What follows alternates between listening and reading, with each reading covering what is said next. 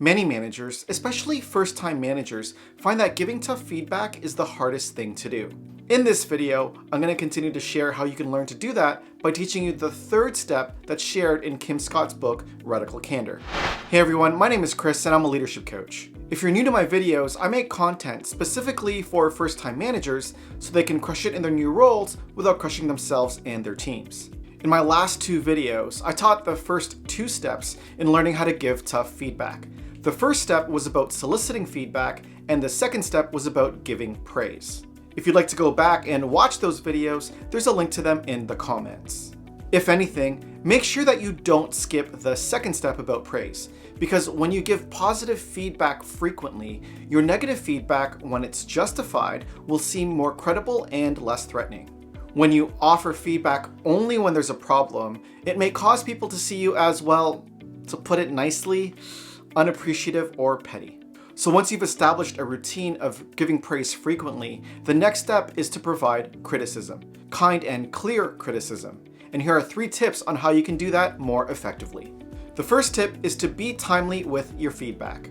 The right time to give feedback depends on, well, the feedback. If the feedback's small, give the feedback when you can find a moment to tell this person in private.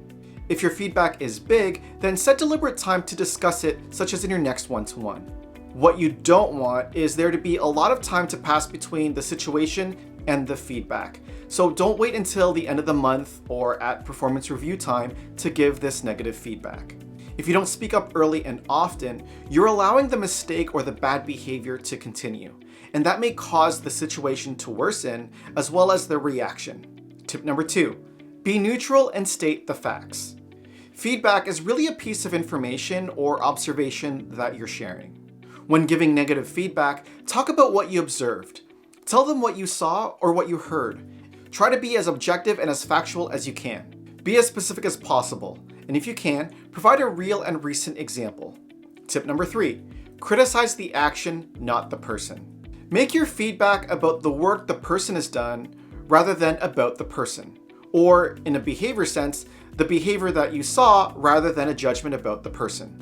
Instead of saying you're wrong, making the other person feel that they're wrong, it's more effective to say something like, I think that's wrong. So you're criticizing what the person said, not who they are.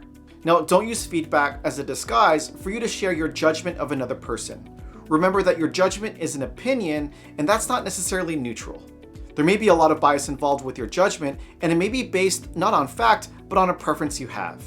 So the third step in building the skill of giving tough feedback is to learn how to give kind and clear criticism. And when you do that, make sure to do 3 things. First, be timely. Second, be neutral and state the facts. And third, criticize the action, not the person. By the way, if you're interested in learning more about how to give tough feedback to your direct reports so that they can improve their performance, then I want to invite you to sign up for my next masterclass. In this masterclass, I'll discuss the mistakes that people make when it comes to giving feedback. I'm going to teach a new mindset that can help you overcome the fear of giving feedback, and I'm going to share a formula that you can use to give feedback. Sign-up details can be found in the description of this video. Thanks for watching, and I'll see you in the next one.